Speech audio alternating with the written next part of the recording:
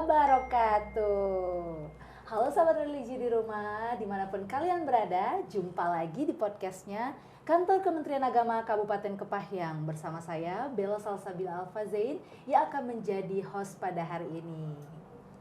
Baik sahabat religi di rumah, jadi hari ini kita akan membahas satu konflik yang begitu krusial khususnya menjelang tahun-tahun politik.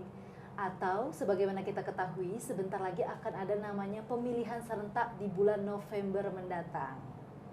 Nah sahabat religi, sering nih terjadi yang namanya gesekan-gesekan, baik-baik itu isu keagamaan dan lain sebagainya yang dapat memicu perpecahan di tengah masyarakat.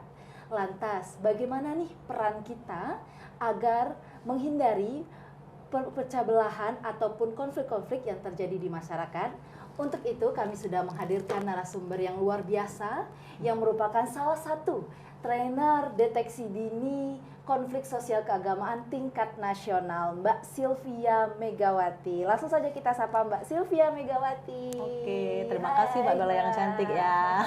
Selamat siang Mbak. Oke, selamat siang Mbak Bella. Bagaimana kabarnya Mbak? Wow, kalau ditanya soal kabar luar biasa pastinya ya sampai hadir hari ini di tempat ini. Oke, selalu luar biasa kalau Mbak Sylvia. Energi positifnya itu selalu mengalir ke sini. Wow, jadi gitu di ya. Podcast pun bisa jadi lebih semangat ya. Oke. Baik Mbak Sylvia, boleh dong sapa sekaligus perkenalan untuk seluruh sahabat religi di rumah. Oke, siap Mbak Bella. Jadi ini langsung sapa aja nih. Boleh. Oke, selamat sore sahabat religi yang ada di rumah saat ini.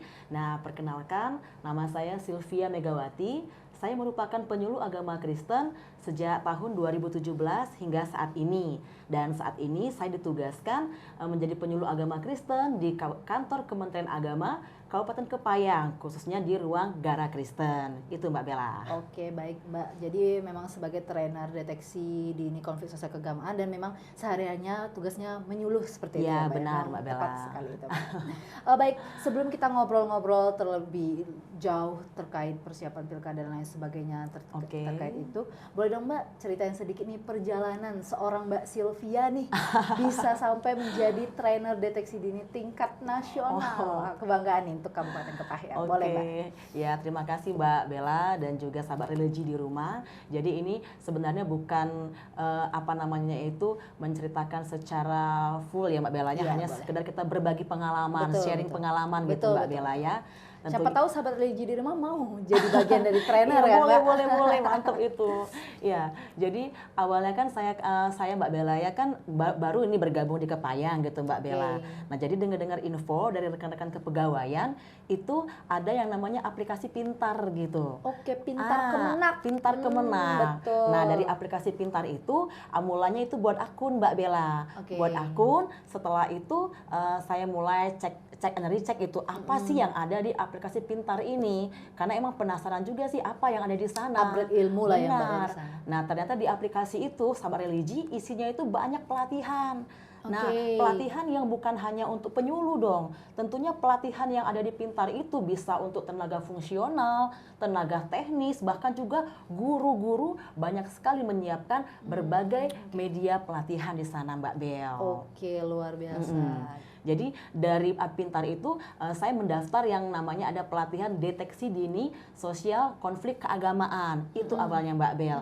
Saya daftar di sana, kemudian mengikuti pelatihan secara online. Oke. Nah, karena pelatihan online tentunya kan sangat terbantukan dengan jarak, waktu, dan tenaga. Oke. Jadi kita bisa sambil-sambil gitu. Sambil istirahat siang, kita bisa buka dari handphone, dari laptop, kita bisa menyaksikan apa sih yang ada di dalam aplikasi tersebut, pelatihan tersebut. Berarti benar-benar aplikasi pintar Kemenak Kemenak RI maksudnya Ya, ya, benar. memberikan kemudahan pelatihan berarti ya Mbak? Benar Mbak Bella, sebenarnya ada banyak sekali peluang loh untuk kita semua ya, penyuluh maupun guru-guru, rekan-rekan semua, asal memang ya mau royal di waktu, tenaga sedikit lah untuk membuka dan juga mengikuti pelatihan tersebut. Nggak ada ruginya kan nambah Nggak ilmu. ada, bener Mbak.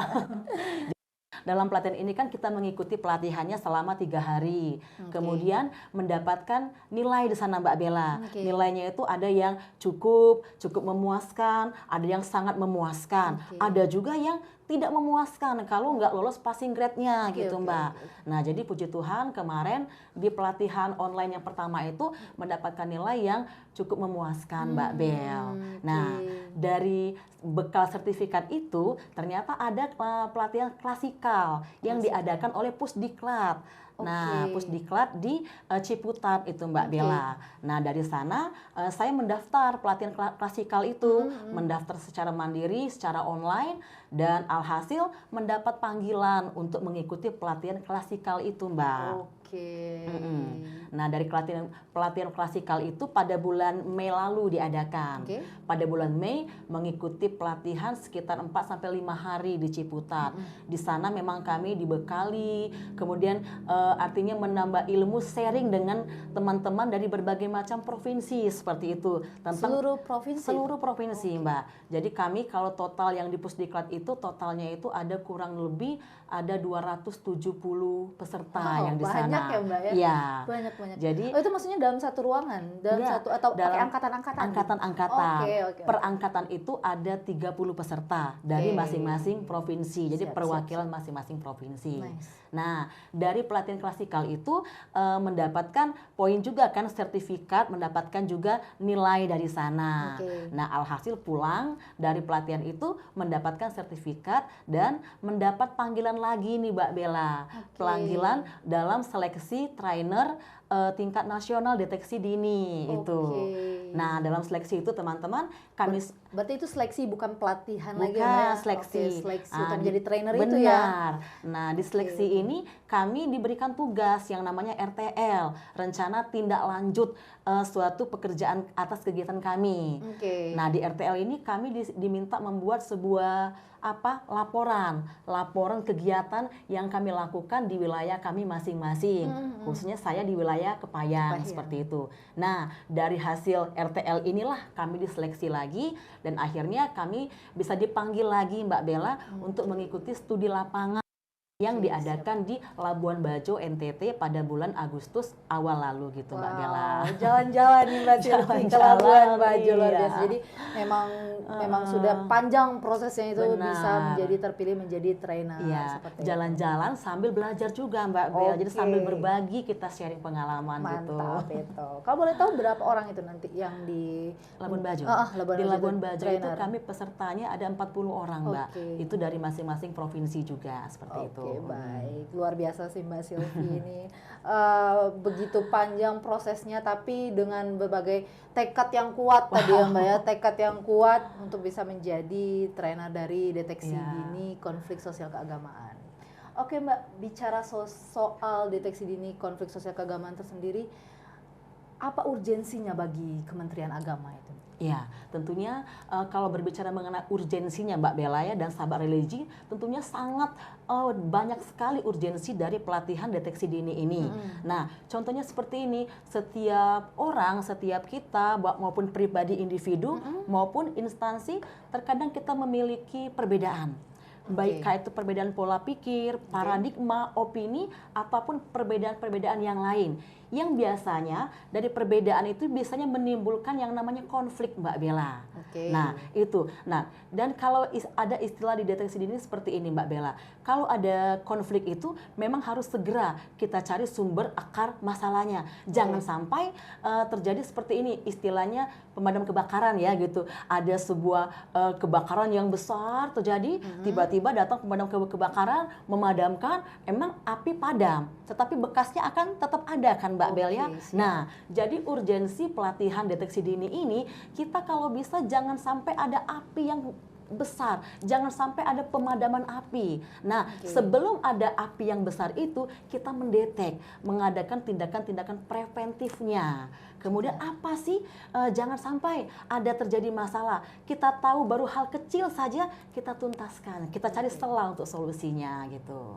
Oke, baik. Jadi bagaimana peran nanti jadi dari trainer itu sendiri bisa memunculkan preventif agar tidak menjadi gesekan-gesekan di masyarakat seperti itu ya Mbak ya. Lantas apa nih dampak nyata nih dari hasil pelatihan-pelatihan Mbak waktu kegiatan deteksi dini kemarin?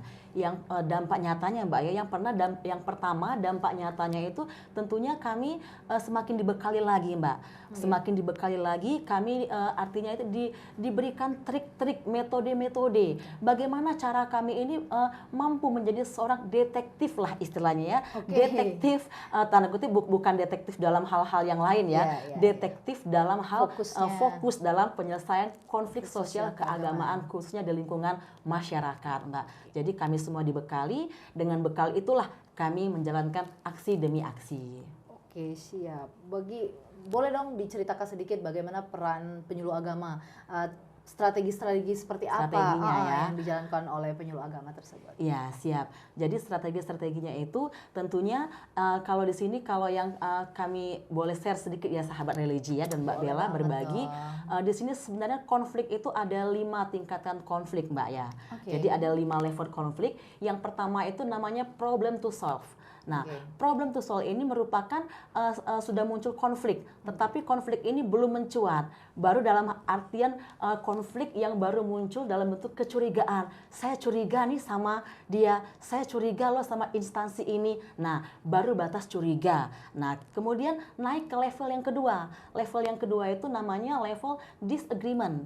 Nah, saat disagreement ini level ini sudah meningkat, dia bukan lagi batas curiga, tapi sudah punya konsep. Oh, konsep saya ini benar, konsep dia itu salah. Sudah naik sedikit tingkatannya Mbak ya, sudah ada konsep antara benar dan tidak salah, antara salah atau setuju dan tidak setuju. Nah, naik lagi ke level yang ketiga. Yang ketiga ini yang namanya level kontes. Nah, di level kontes ini sudah ada suatu pernyataan bahwa sayalah yang benar, kamulah yang salah. Nah, di level ini sudah semakin meningkat lagi ya. Menaikkan bendera tuh sudah mulai bendera perang gitu ya. Saya benar, kamu salah. Kalau berani kamu salahkan saya, ini loh. Nah, itu sudah masuk level kontes Mbak Bel. Level ketiga ya? Ya, yang ketiga. Dan yang keempat ini levelnya sudah mulai semakin tinggi lagi, level namanya fight or flight. Nah, artinya ini sudah muncul level tindak kekerasan, action. Kalau tadi yang salah itu dibilang salah, nggak terima. Sehingga muncul namanya kontak fisik, benturan, flight yang terjadi. Nah, itu level keempat. Dan level yang kelima ini intractable situation. Artinya apa? Di mana situasi itu nggak bisa lagi didamaikan. Nggak ada kata damai lagi, nggak ada kata solusi lagi. Sehingga membutuhkan pihak-pihak lain yang menjadi mediator dalam hal ini. Nah, jadi dalam trik-trik ini memang sebagai penyuluh Mbak Bel memang kita harus melihat dulu konteksnya. Sudah sejauh mana sih masalahnya? Jadi jangan kita buru-buru, gopo-gopo seperti menjadi pahlawan kesiangan gitu Mbak Bel. Padahal udah di level berapa ya? Iya, saya bisa ini. Langsung tiba-tiba menjadi apalah penyelesaian super power. Nah, padahal salah langkah. Tapi kita lirik dulu, kita analisis, kita lihat berada di level mana. Kalau memang dalam level itu masih kapasitas kita menyelesaikannya, kita boleh dong menjadi mediator. Tapi ada yang sudah di level-level tertentu, kita bukan lagi bagian kita yang menjadi mediator. Kita membutuhkan pihak lain, orang ketiga yang memediator hal ini, seperti itu Mbak Bella. Oke, berarti lantas ceritakan sedikit setelah mengetahui mengetahui konflik-konflik yang ada, peran penyuluh agama secara langsung kepada masyarakat itu seperti apa? Misal, ini masih di tahap satunya lah, tahap 1. Jadi perannya seperti apa? Ataupun sudah di tahap 5 perannya seperti apa? Mungkin bisa cerita sedikit gitu Oke, Mbak Bel, benar sekali. Karena ini juga untuk tindakan preventif bagi masyarakat Mbak ya. Toh nanti yang jadi pendeteksi ini harapannya bukan hanya penyuluh Mbak Bella ya. Masyarakat juga bisa terlibat di sana. Seperti itu ya Mbak? Ya bisa Mbak Bel. Jadi masyarakat juga perlu kita edukasi dengan pemahaman tentang deteksi dini ini, seperti itu. Nah, jadi seperti yang Mbak Bella tadi sampaikan ya sahabat religi, misalnya ada suatu konflik yang terjadi. Nah, ketika sudah menemukan, oh ini di level 1 atau di level 2, apa yang harus kita lakukan? Nah, yang pertama, kalau masih di level 1, misalnya kita masih bisa menjadi mediator, memediasi masalah itu, kita boleh menjadi orang ketiga dalam permasalahan itu. Level 1 itu masih curiga-curigaan. Masih curiga, udahlah jangan curiga, positive thinking lah terhadap lingkunganmu. Masih bisa lah ya, dinasehatin ya, kira-kira gitu ya. Iya. Dan kalau sudah masuk ke level berikutnya Mbak Bel, misalnya itu level ada tetangga nih misalnya ya, tetangga antar tetangga yang sudah curiga, mencuat dan adanya keributan sedikit di sana. Dan kita ini juga warga, mungkin tidak berani secara langsung untuk menyelesaikan masalah itu. Nah, tapi kita punya beban loh, punya tanggung jawab untuk ikut serta dalam peduli dengan masalah karena ini. Lingkungan kita kan, benar Mbak Bel. Nah, mungkin kita bisa sahabat religi, kita laporkan dengan RT yang berada di lingkungan tersebut, ataukah kades, ataukah tokoh-tokoh agama yang ada di lingkungan masyarakat itu yang bisa kita minta untuk menjadi mediator dalam permasalahan tersebut. Nah, mungkin itu sudah di tahap yang berikutnya Mbak Bel. Dan jika di tahap ini nggak selesai, di tahap level keempat ataukah yang kelima, kalau memang kita membutuhkan pihak ketiga seperti kepolisian kah, pemerintah setempat kah, ataukah kita membutuhkan pihak-pihak yang lain, kita boleh menghubungi pihak-pihak tersebut. Bahkan sudah ada disiapkan beberapa nomor-nomor telepon yang disiapkan di bidang kepolisian untuk kita bisa menghubungi secara langsung gitu Mbak Bella. Terkait konflik-konflik yang ada benar, seperti itu Mbak ya. Bel. Oke Mbak, luar biasa ini sih. Trainer deteksi dini, berarti emang ada, kalau selama ini tahunya cuma konflik ya udah berarti perpecahan gitu. Ternyata ada level-levelnya ya. Benar Mbak Bel. Dan juga bisa dilihat itu level berapa. Benar. Bisa kita tanggapin melalui penyuluh atau melalui masyarakat atau tidak, ataukah itu bukan ranah kita lagi sebagai penyuluh. Benar Mbak Bel. Oke, baik Mbak Sylvie. Nah, sahabat religi di rumah pasti penasaran kan? Kembali lagi ke topik kita nih. Peran penyuluh menghadapi pemilu serentak atau pilkada nanti ya, apa saja kerawanan yang sudah terdeteksi oleh penyuluh dan bagaimana cara menghindari konflik-konflik tersebut, karena tidak bisa kita tutup mata ya, isu keagamaan itu benar-benar waduh sangat disayangkan seperti itu kalau menimbulkan perpecahan ya Mbak Sylvie. Boleh diceritakan sedikit Mbak? Oke, thank you Mbak Bella. Dan sahabat religi, ini pertanyaan yang cukup menantang ya, menantang khususnya bagi saya ya. Betul. Karena memang isu seperti ini itu sangat disayangkan. Benar. Memang pada umumnya sebelumnya saya dengan hal-hal politik ini mungkin enggak terlalu respon tanggap gitu Mbak Bella ya. Tetapi ketika kami dibekali saat menjadi trainer deteksi dini tingkat nasional, tidak mau, kami harus terlibat dalam hal politik Mbak Bel. Betul, menjadi bagian ya, yang mengawasi bagaimana pergerakan politik itu sendiri. Jadi ini termasuk pengalaman pertama saya lah ya, untuk kepoin dalam hal politik. Yang selama ini kalau saya ya udahlah mereka aja gitu ya. Benar, kalau politik tuh biasanya saya tutup mata, tutup telinga, udah saya nerima aja apa hasilnya gitu. Ngikutin kata-kata aja, saya pilih siapa ya sudah, kunci gitu ya. Tapi sekarang nggak bisa, udah jadi trainer. Harus ikut campur di sana.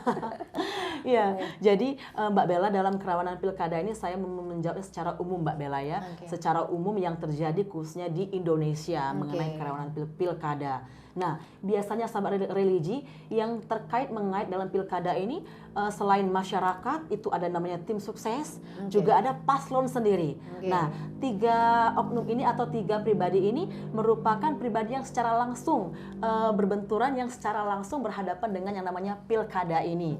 Nah, terkadang kalau kita sering melihat kericuhan ya sahabat religi, yang terpilih pemimpinnya si A atau si B, yang ribut masyarakatnya Mbak Bel. Paslon ini maksudnya tim sesnya. Masyarakatnya paslonnya temenan lagi, salaman lagi ya. Tapi tim sesnya masyarakatnya sudah gontok-gontokan.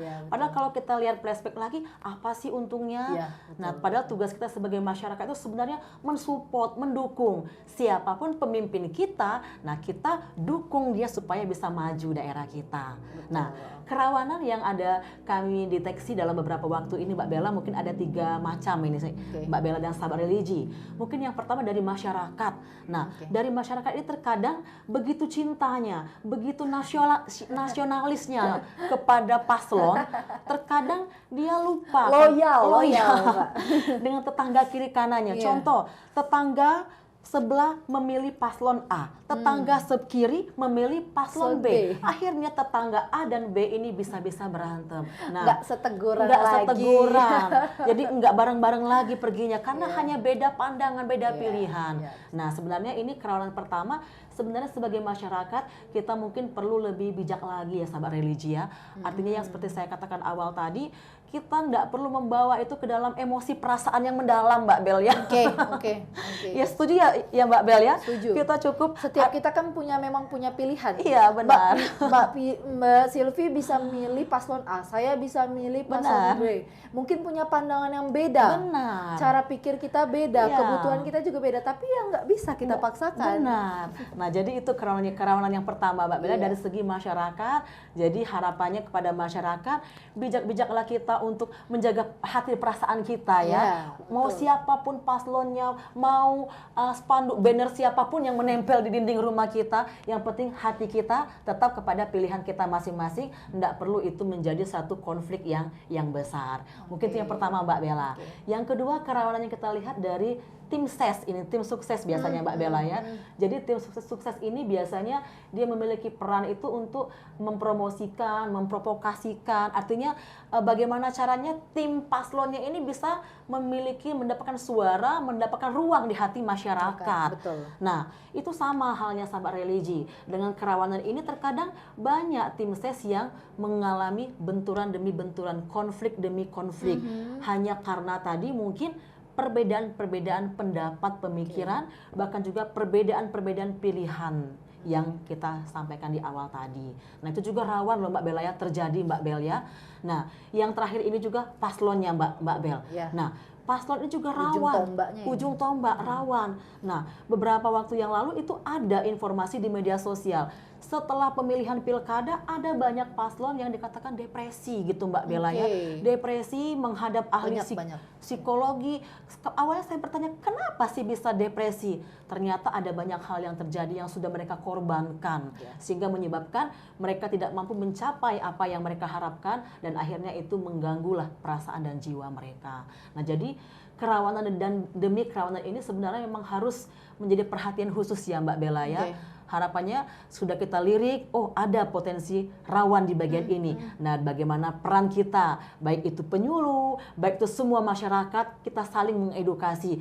Kalau bisa kita adakan tindakan preventif pencegahan untuk mencegah segala bentuk kerawanan yang ada, itu lebih mantap nanti Mbak Bella. Oke, siap Mbak. Kalau dari Mbak Silvi sendiri nih sebagai trainer, kira-kira bagaimana persiapan nanti nih menjelang pilkada yang dalam hitungan berapa lagi? Dalam berapa bulan ke Waktu depan? ya, bulan ke depan. Kira-kira nanti apakah bentuk sosialisasi atau Ya. seperti apa nanti itu Mbak, boleh? Ya, terima kasih Mbak Bel. Nah, jadi kalau dari saya secara pribadi, karena kebetulan emang tupoksi tugas saya sebagai seorang penyuluh di lapangan, ya tentunya saya keluar akan mengedukasi yang khususnya umat binaan, Mbak. Umat binaan yang saya bina khususnya agar mampu mengantisipasi berbagai macam bentuk konflik-konflik yang ada di lingkungan sekitar. Dan juga selain mengedukasi umat binaan, saya juga membekali umat binaan. Toh kalau saya kan satu orang loh Mbak Bella ya, pribadi satu orang. Mau keliling Kabupaten Kepayang ini mungkin enggak bisa semuanya saya datangi satu persatu ya Mbak Bel ya. Mau saya sampaikan sosialisasi satu persatu mungkin sulit, terhambat waktu, tenaga. Nah, oleh karena itu mungkin saya mampu bisa membekali anggota binaan saya Mbak Bella. Anggota binaan itu dibekali, diberikan trik-trik, kemudian diedukasi agar mereka mampu mengedukasi masyarakat lain secara luas. Minimal keluarga kecilnya, Benar, Mbak tetangga Bel. sekitar gitu ya. Mungkin itu yang sudah saya lakukan dan yang sedang dilakukan saat ini Mbak Bella untuk mengedukasi umat binaan dan juga masyarakat sekitar, baik secara langsung maupun melalui beberapa media-media sosial lainnya Mbak Bel. Baik, nanti mungkin penyuluh-penyuluh lainnya bisa sharing-sharing juga lah ke Mbak Silvi yang sudah terpilih menjadi trainer, bagaimana nanti kan konflik-konflik sosial keagamaan menjelang pilkada ini bisa sedikit berkurang lah. Dan harapannya tidak terjadi begitu di Kabupaten Kepayang tercinta yang damai ini Mbak.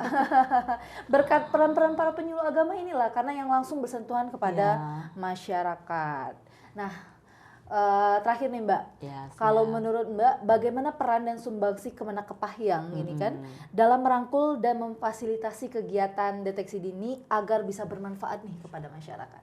Ya, siap Mbak Bella. Sebenarnya Jadi Mbak Bella, kantor Kementerian Agama Kabupaten Kepayang ini sudah memfasilitasi dan juga merangkul kegiatan deteksi dini konflik sosial keagamaan ini Mbak Bella. Tentunya juga dengan dibentuknya dan juga diberikan SK Siap. kepada tim Satgas, Satuan Penanganan Benturan Kepentingan yang sudah dibentuk. Nah, tentunya juga yang penanggung jawabnya itu langsung oleh Bapak Kepala Kantor Kementerian Agama Kabupaten Kepayang, kemudian ketuanya itu merupakan Bapak Kepala Bagian Tata Usaha Kabupaten Kepayang, sekretarisnya itu analisis kepegawaian dan juga yang ada di Kabupaten Kepayang, serta anggotanya itu semua kepala seksi, gara, dan juga semua kepala-kepala KUA yang merupakan anggota dari tim ini. Jadi tim ini sudah dibentuk, bergandengan tangan, berkolaborasi untuk mencegah segala bentuk konflik yang gesekan yang terjadi di lingkungan masyarakat sekitar Kepayang,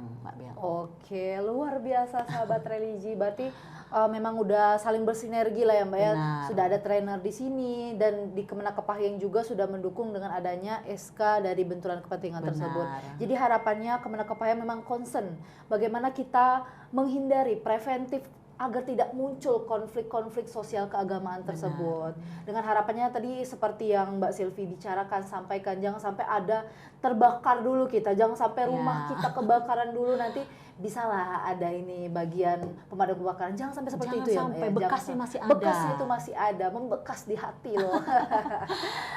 Baik sahabat religi di rumah, itu saja bincang-bincang kita hari ini. Makasih banyak Mbak Silvi yang sudah kasih pembelajaran, pengetahuan buat sahabat religi di rumah terkait dengan deteksi dini konflik sosial keagamaan. Semoga pertemuan kita kali ini bermanfaat untuk teman-teman dan sahabat religi di rumah. Baik, terima kasih Mbak Silvi yang sudah menemani sampai sore hari ini. Baik sahabat religi, demikianlah podcast kita pada hari ini. Saya Bella Salsabila Alfazain dan narasumber hari ini Mbak Silvia Megawati. Kami pamit undur diri. Wassalamualaikum warahmatullahi wabarakatuh. Dadah.